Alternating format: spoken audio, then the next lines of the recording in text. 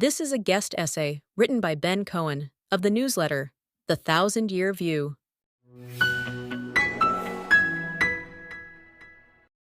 If you're listening to this and live in a country founded by European colonists, such as the US or Australia, there's a very good chance that academic theory considers you a quote-unquote settler colonizer. The term settler colonialism entered mainstream discourse via celebratory reactions to the October 7th attacks and the current anti-Israel protest movement. However, the theory has a longer history and a broader array of targets. According to scholar Patrick Wolfe, who popularized the concept in the 1990s, quote, elimination is an organizing principle of settler colonial society rather than a one-off and superseded occurrence, end quote. Thus, for example, the European settlement of North America was not a historical event, but an eliminatory process that continues to this day. The binary logic of the theory is summarized by a Southern Poverty Law Center article, quote, understanding settler colonialism means understanding that all non-indigenous people are settler colonizers, whether they were born here or not, end quote. All non-indigenous people includes the descendants of immigrants, immigrants themselves, and even the descendants of enslaved Africans, though here there is some internal theoretical dispute. On that last point, an article in the Yale Daily News inadvertently sheds light on the theory's pervasiveness and uncritical acceptance in elite institutions. In the course of arguing that generational African Americans should not qualify as settlers, the writer said that he often hears some variation of the following statement in class, quote, we all have to recognize our privilege in perpetuating the settler colonial state of the U.S. We are all either settlers or indigenous, end quote. This apparently commonplace notion is usually accompanied by, quote, the nodding and quiet agreement of the professor and other students. One such Yale professor is Zarina Gruel, who tweeted an implication of the settler/indigenous dichotomy on October 7th, quote, settlers are not civilians. This is not hard. That a first impression radical theory, one that most Westerners would reject, goes unquestioned in academia, helps explain the extreme rhetoric of anti-Israel student protesters and the disconnect between elite and mainstream opinion more broadly. What is insanity to the man on the street is received wisdom to the Ivy League student whom his tax dollars help fund. The term settler colonialism, while misused with wild abandon, does have validity as an objective descriptor. As historian Carolyn Elkins wrote, quote, from a strictly empirical perspective, there are colonies, and in some cases nations today, that were founded on the premise of sending settlers to different locations in the world. For example, the British quite obviously colonized and settled North America, whereas other British possessions, for example India and Nigeria, were extracted for resources but not settled by colonists. But as a theory, settler colonialism is more than just a tool for historical analysis.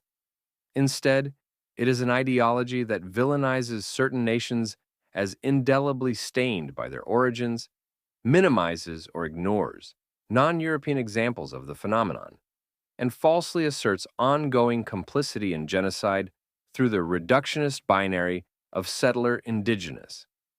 For reasons linked to its own feckless grandiosity, settler colonial theory is also fixated on Israel, which serves as an academically acceptable target for elimination in ways that the U.S. or Canada usually don't.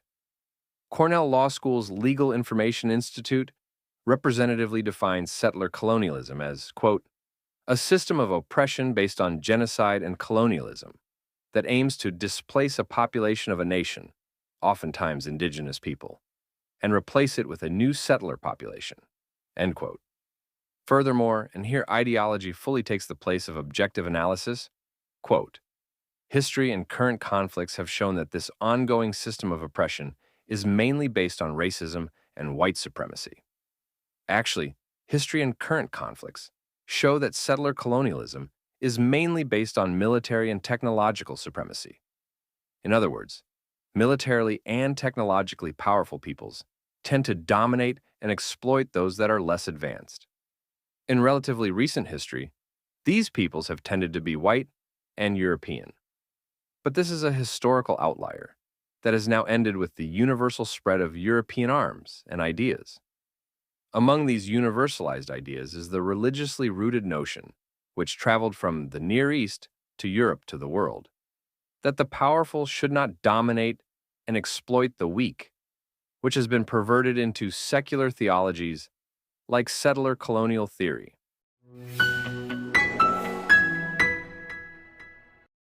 History as a settler colonial project. An early history of settler colonialism might include the Homo sapien genocide of fellow human species, like the Neanderthals. Resource competition from our better armed and organized ancestors likely contributed to their extinction around 40,000 years ago, though they live on in our genes. Fast forward to circa 10,000 BCE, when the development of agriculture allowed more complex and populous societies to begin displacing hunter-gatherers. An example is the Bantu expansion from West Africa into subequatorial Africa, which started around 1500 BCE and drove the indigenous pygmies and Khoisans into rainforests and deserts. As scientist and historian Jared Diamond wrote, quote, distributional and linguistic clues combined to suggest that the pygmy homeland, as well as that of the Khoisans, was engulfed by black Bantu farmers. Diamond used the term engulfed because it is, quote, a neutral, all-embracing word, regardless of whether the process involved conquest, expulsion, interbreeding, killing, or epidemics, end quote.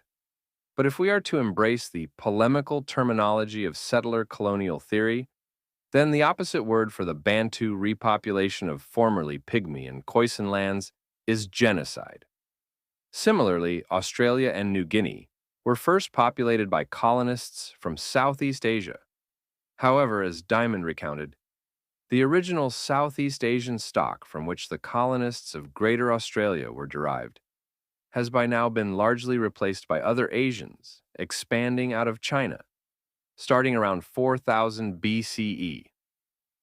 Today, only isolated hunter-gatherers like the Andaman Islanders and Semang remain to suggest that tropical Southeast Asia's former inhabitants may have been dark-skinned and curly-haired, like modern New Guineans, and unlike the light-skinned South Chinese and the modern tropical Southeast Asians, who are their offshoots.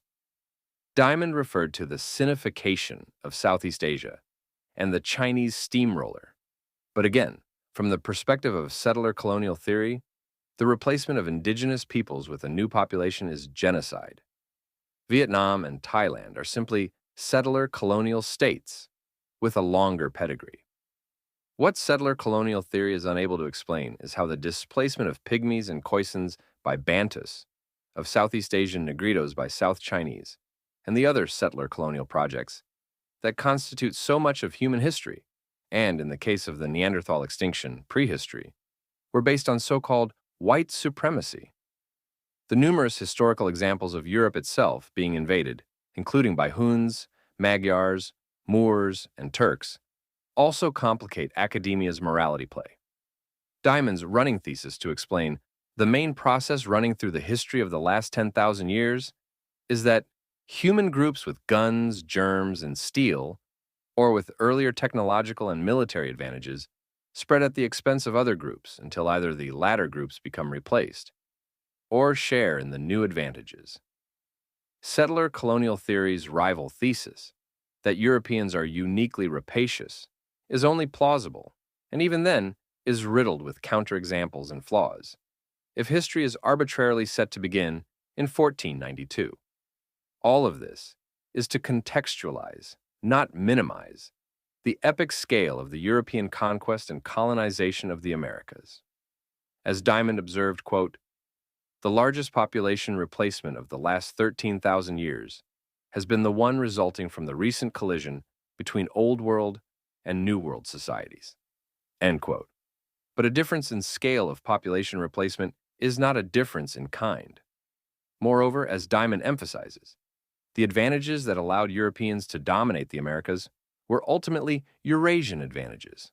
Specifically, he pointed to, quote, Eurasia's long head start on human settlement, its more effective food production, resulting from greater availability of domesticable wild plants, and especially of animals, and its less formidable geographic and ecological barriers to intracontinental diffusion, end quote. Europeans benefited from technologies, crops, and ideas that often originated in Asia, just as Asia and the world now benefit from European contributions.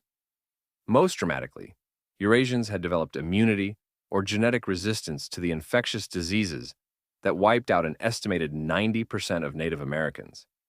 Any Eurasian population that discovered the New World would have brought those same diseases, like smallpox and influenza, with them to the same devastating effect. As historian John Darwin wrote, it was Europe's geographic position, closest to the Caribbean antechambers of the pre-Columbian empires, that gave it a decisive lead in the acquisition of new lands. Other Eurasian powers were not restricted from conquering the Americas by the goodness of their hearts. If the Ottomans had been the first Old World empire to establish themselves in the Americas, bringing with them the same guns, germs, and steel as Europeans, it is difficult to imagine a better outcome for indigenous peoples. The dominant religion in the Americas would be Islam instead of Christianity, and the major languages would be Turkish and Arabic instead of English and Spanish. But Native Americans would still have been decimated, displaced, and assimilated. I don't begrudge settler colonial theory for its moral outrage at what German philosopher Georg Wilhelm Friedrich Hegel described as the slaughter bench of history. As an adolescent, I cried after reading Gary Jennings's historical fiction novel, Aztec. The notion that an entire civilization could be obliterated struck me as a horror beyond words. But to indict only Europeans for colonization and conquest suggests a failure of nerve. What Augustine calls libido dominandi, the lust for domination, is a human universal. Despite castigating Eurocentrism, settler colonial theory is based on a Eurocentric interpretation of history, with Europeans centered as villains instead of protagonists. For example, the Legal Information Institute said that, quote, the term imperialism found its meaning when European states expanded their power, including through the distribution of the land of the defeated Ottoman Empire, end quote. To accept that imperialism, colonialism, and displacement are constituent of history as a whole, and are not just European inventions, requires a harder and deeper look at human nature than settler colonial theory is willing to countenance.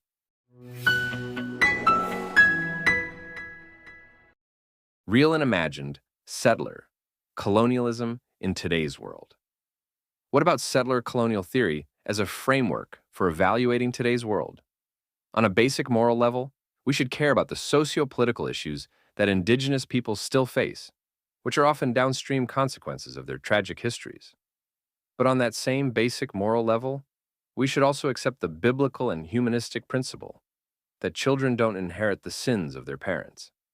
If living in a land previously inhabited by another people makes you a so-called settler colonizer, then we are all settler colonizers, and the term is rendered meaningless.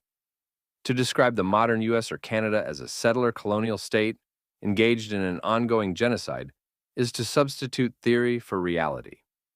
Far from seeking to displace non-white populations, Western countries are encouraging multiracial demographics through mass migration, which, since immigrants are inherently non-indigenous, a settler colonial theorist should theoretically oppose. The year 2024 is not the year 1492. Roving bands of conquistadors are not searching for El Dorado, and Native Americans have legal and political rights. To find evidence of settler colonial reality, rather than theory, the modern observer must look beyond North America. Contemporary examples of settler colonialism include China settling millions of Han Chinese in Xinjiang and Tibet, Morocco sponsoring over 300,000 settlers in occupied Western Sahara, and Myanmar enticing Buddhists to move to Muslim Rohingya lands. Yet, as scholar Lachlan McNamee observed, quote, settler colonialism in the global south fails to attract international attention. Colonized peoples in the global south have experienced a double erasure, first by settlers and second by settler colonial studies. McNamee attributes this erasure to two interrelated assumptions: that racist ideology is integral to colonization and that, quote, the color line is the defining axis of political conflict around the world. By imposing a Eurocentric interpretation of a universal human phenomenon, settler colonial theory obscures, rather than explains, geopolitical reality. Decolonization advocates depict all European-derived nations as settler colonial projects. But though their language is designed to delegitimize, even ethnic studies majors have enough political sense to know that Americans and Australians are not going to self-deport. Major Western democracies are too large, well-established, and internationally recognized to disappear. Hence the appeal of Israel as a target. It is small, was founded relatively recently, and already goes unrecognized by much of the Muslim world. So while settler colonial theorists must resign themselves to land acknowledgments when it comes to Turtle Island, attacks on Israel present the tantalizing possibility of actually toppling a settler colonial state. The cognitive dissonance of declaring that decolonization is not a metaphor, while generally treating decolonization as just a metaphor, finds relief through support for Israel's destruction. Even if they are too comfortably tenured to commit acts of violence themselves, academics can fulfill their revolutionary dreams by tweeting in support of Hamas. Never mind that, to pick one of the constituent terms of settler colonialism, Israel was not founded as the colony of an empire. As Professor Jake Mackey wrote, quote, Zionism was not a land grab by an existing state, but rather a national movement to create a state for a people without one. End quote. Furthermore, Jews themselves originated in the land of Israel thousands of years ago, which was then settled and colonized by foreign empires. The Zionist project of returning to an ancestral land, reviving a tribal language, and rejecting assimilation into surrounding cultures is more an example of auto-decolonization than of settler colonialism. Palestinians were displaced not because of Jewish migration, but as a consequence of an Arab-initiated war to destroy the nascent Jewish state.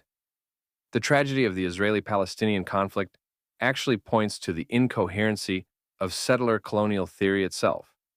Jews are an indigenous people, though ethnically admixed, like many of today's Native Americans, who have returned to the land of their ancestors. Palestinians, while descended in part from Arab settlers, trace much of their ancestry to converted Jews, and have lived long enough in that land to be called indigenous as well. The reductionist binary of settler/indigenous collapses in the face of history's complexity. The disproportionate attention paid by settler colonial theory to Israeli misdeeds is a consequence not of greater Israeli malfeasance, but of the theory's own biases. But because the Zionist movement was founded by Europeans, never mind that they were Europeans with ancient Levantine roots, seeking refuge from European persecution, then Israel is forever guilty, even though a plurality of modern Israelis are descendants of Jews expelled from Middle Eastern countries.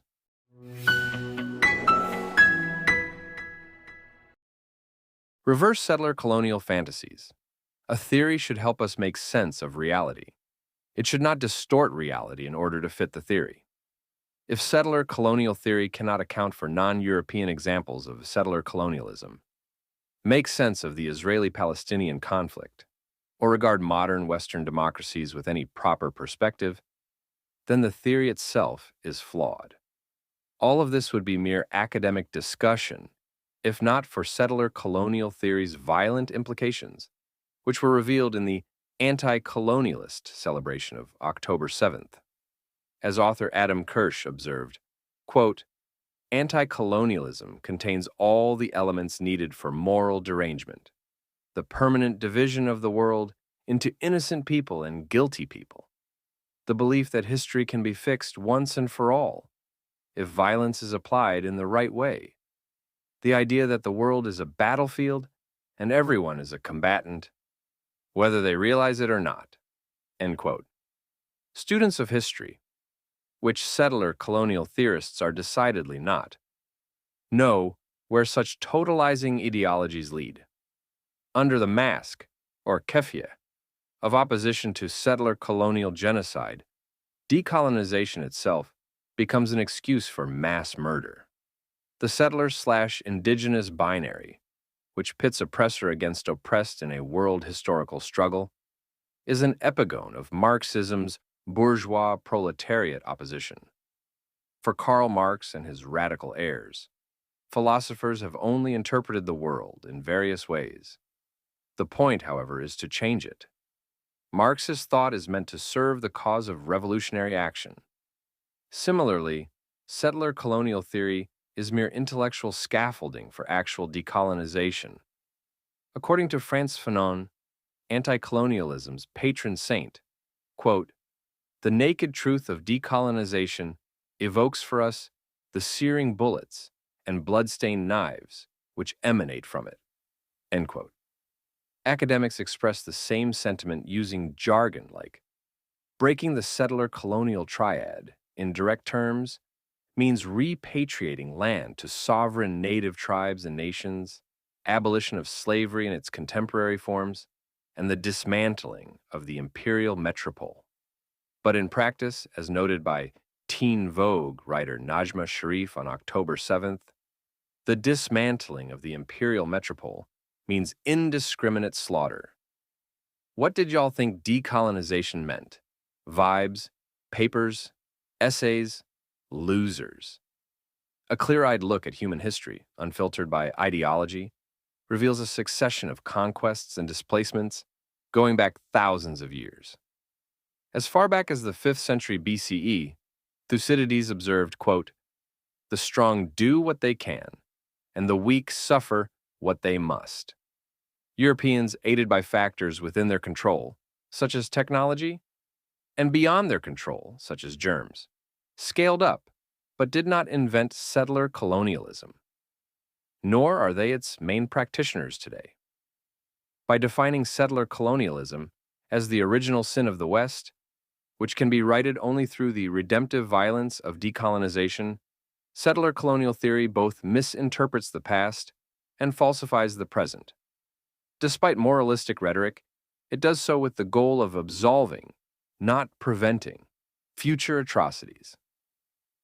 If racism and white supremacy helped justify historic settler colonialism, accusations of racism and white supremacy now justify fantasies of reverse settler colonialism.